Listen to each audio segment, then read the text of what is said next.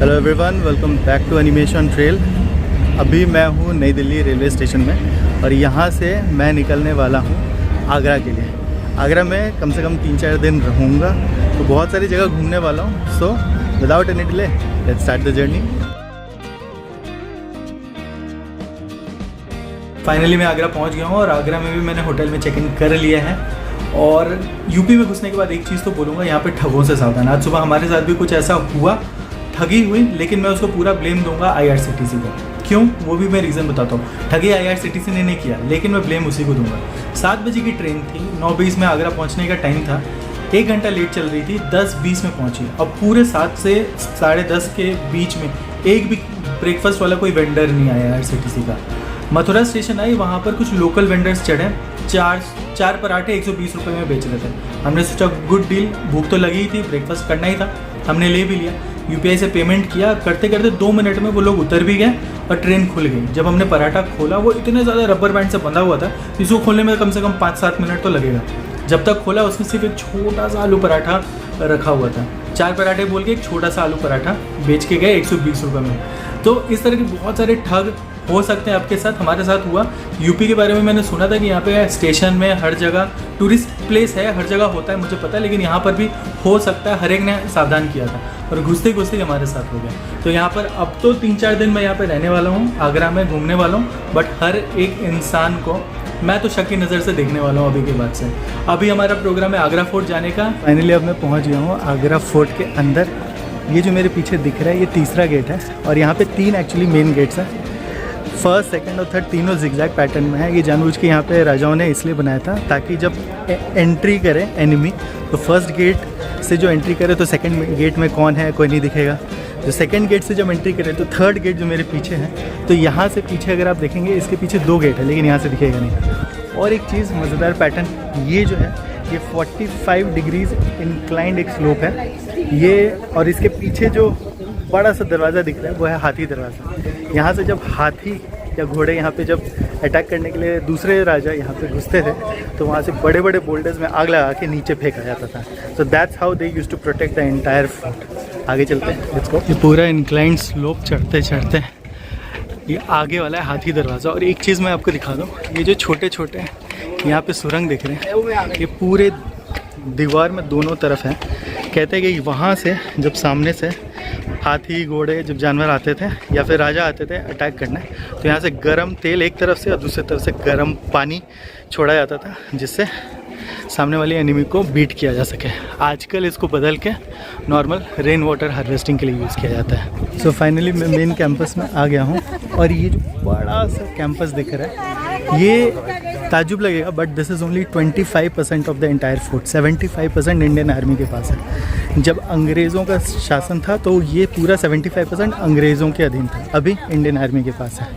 मेरे पीछे इस कैंपस में ये जो सिंगल स्टोन का 3000 टन का ये जो बड़ा सा एक टब दिख रहा है, this is the bath tub of Jahangir बोला जाता है। ऐसा नहीं कि जहांगीर नंगू पंगू होकर बाहर नहाता था, बट ये अंदर में, जो गाइड ने बताया, अंदर में नहाता था महल के अंदर। बट अभी सिर्फ दिखाने के लिए या एग्जीबिशन के लिए इसको बाहर रखा गया। 3000 टन का ये सिंगल स्टोन का ये बाथ टब ऑफ जहांगीर। ये जो एंटर करने वाले हैं, दिस इज़ द जहांगीर महल। और कहते हैं ये जो गेट है ये अकबर ने डिज़ाइन किया था।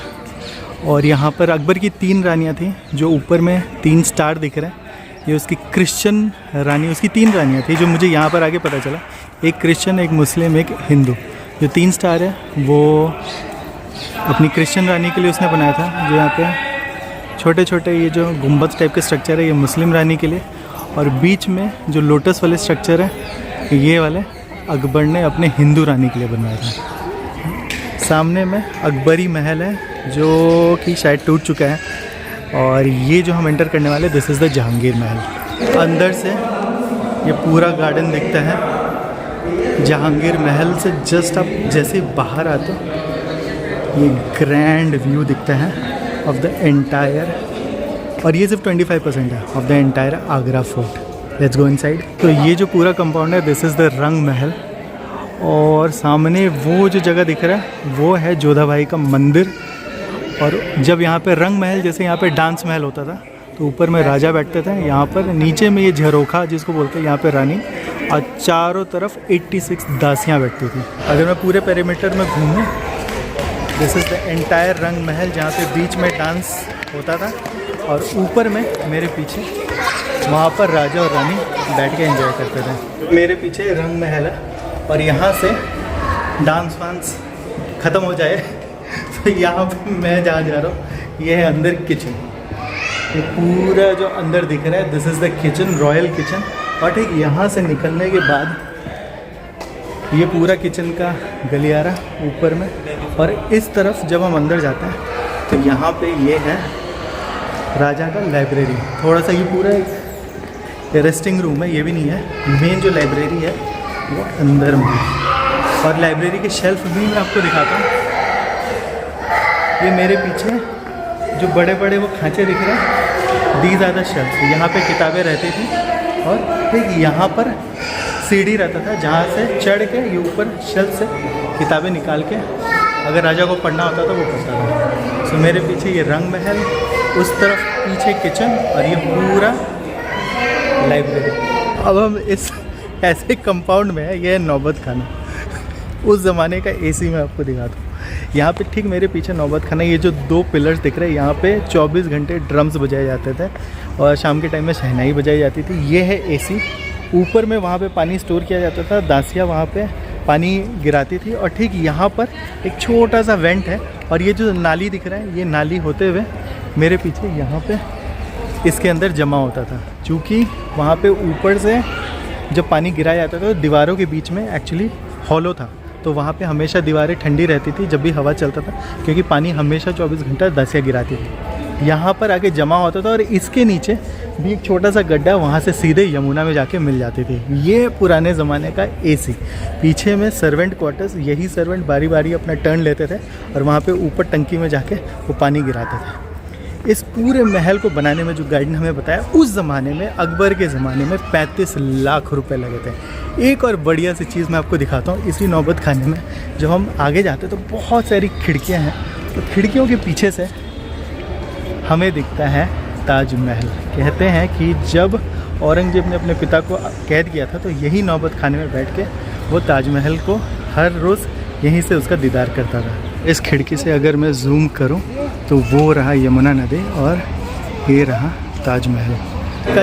इस पूरे महल में जो सबसे बेस्ट जो पार्ट है वो ये है। देखने में छोटा है बट ये है हवा महल और ये गेस्ट हाउस हुआ करता था। सभी राजाओं के गेस्ट यहाँ पे रुकते थे। इस गेस्ट हाउस का सबसे ज़्यादा खासियत बात ये है कि यहाँ पे दीवार सारे हॉलो हैं, जैसे मैंने बताया।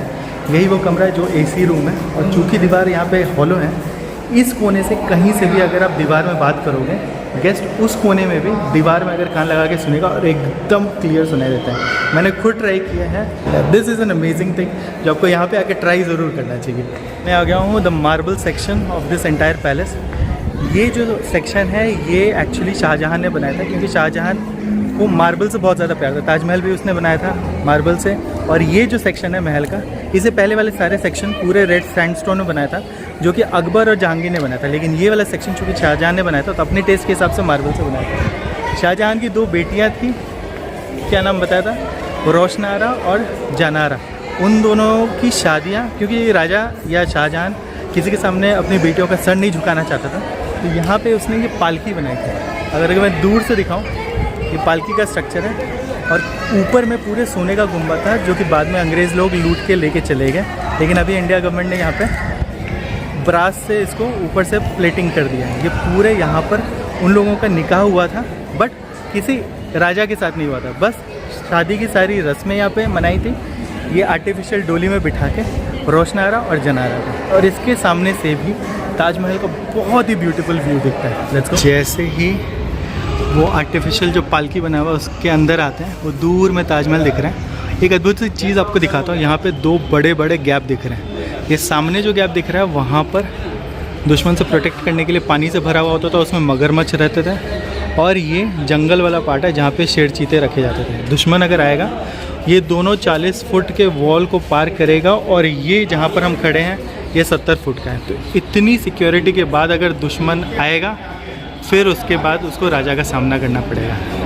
ये जो पार्ट है, this is the Angoori Bagh.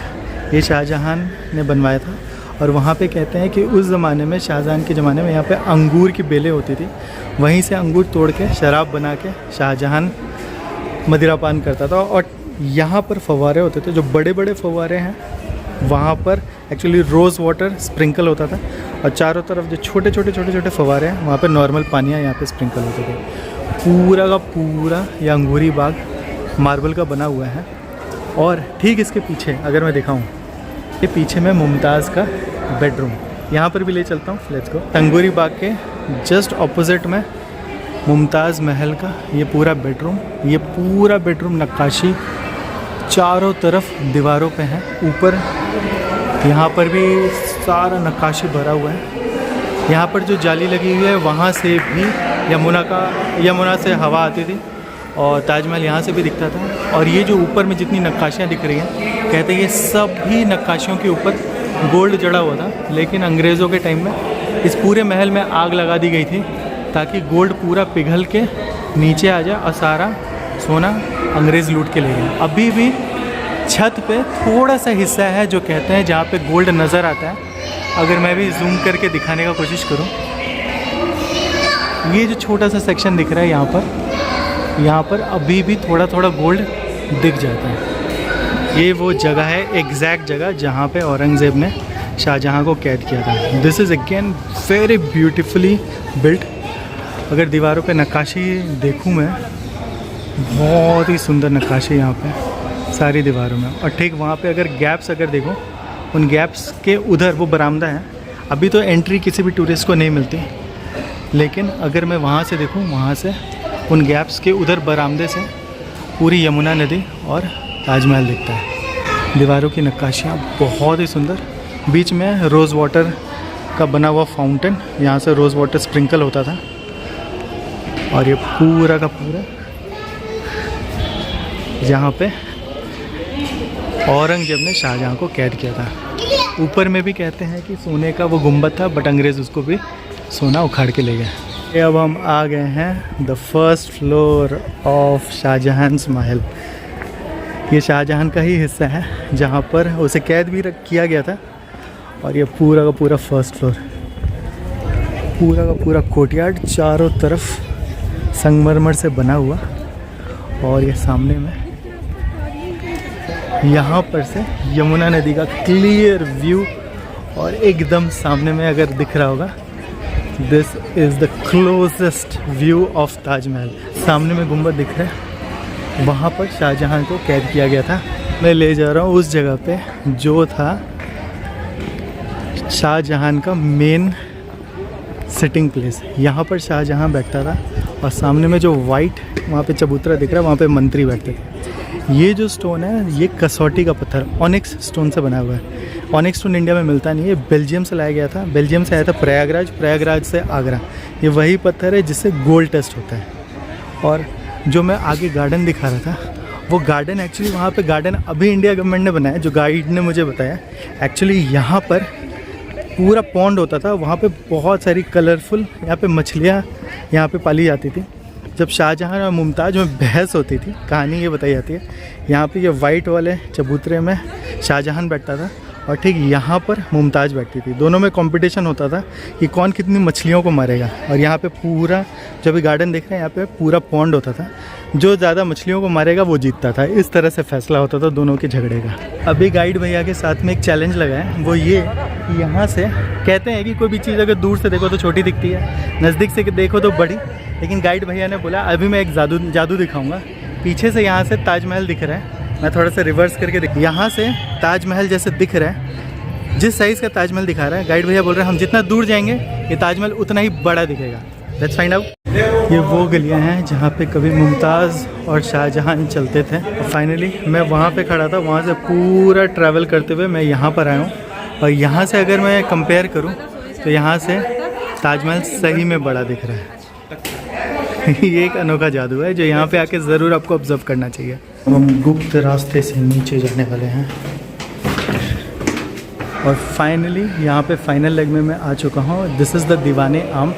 Jodha Akbar movie की जो शूटिंग हुई थी, कहते हैं, मुझे नहीं पता, बट गाइड ने बताया यहाँ पे ऋतिक रोशन यहाँ पे बैठता था। और ये सही में मुग़ल राजा शाहजहाँ या औरंगज़ेब यहीं पर बैठ के राज करते थे। यहाँ पर राजा बैठता था। ये पूरा जो कोर्टयार्ड है ये दीवाने आम है, यहाँ पर मंत्री बैठते थे और एकदम सामने में वहाँ पे नॉर्मल जनता बैठती थी। वहाँ पे पीछे में जो दरवाज़ा दिख रहा है वहाँ से लोग घुसते थे, जो कॉमन लोग घुसते थे, राजा को यहाँ पे सलाम करते थे और तब जाके यहाँ पर मंत्रीगणों के सामने में उनकी पेशी होती थी। सो फाइनली ये पूरा जो महल है ये सिर्फ 25% है जो मैंने अभी तक बताया। मेरे पीछे में अगर आप देखो यहाँ से स्टार्ट होता है, बाकी का 75% पूरा छावनी है, वहाँ पे इंडियन आर्मी से घिरा हुआ है। तो ऐसी बहुत प्यारी प्यारी जगह मैं घुमाता रहूँगा।